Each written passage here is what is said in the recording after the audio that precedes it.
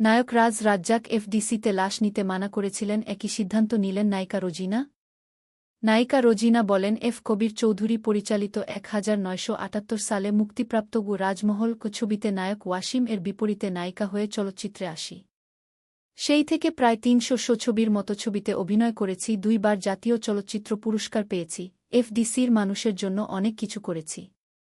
কিন্তু এইবার চলচ্চিত্র শিল্পী সমিতির নির্বাচনে আমার ইমোশনকে ব্ল্যাকমেইল করে নবনির্বাচিত সাধারণ সম্পাদক জয় চৌধুরী তার প্যানেলের সহসভাপতি পদে নির্বাচন করান। আমি প্রথম থেকে বলেছি আমি সময় দিতে পারব না, তখন জয় চৌধুরী বলেছিলেন, তোমাকে কিছুই করতে হবে না, জাস্ট বসে থাকবা।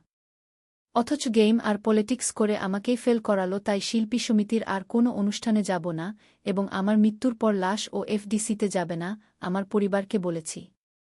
নায়ক রাজ্জাক ভাইও তার বড় ছেলে নায়ক বাপ্পারাজকে বলেছিলেন তার মৃত্যুর পর যেন লাশ এফডিসিতে যেন না নেওয়া হয়, কারণ যে কোনো একটি বিষয়ে পরিচালক সমিতির উপরে মন খারাপ ছিল।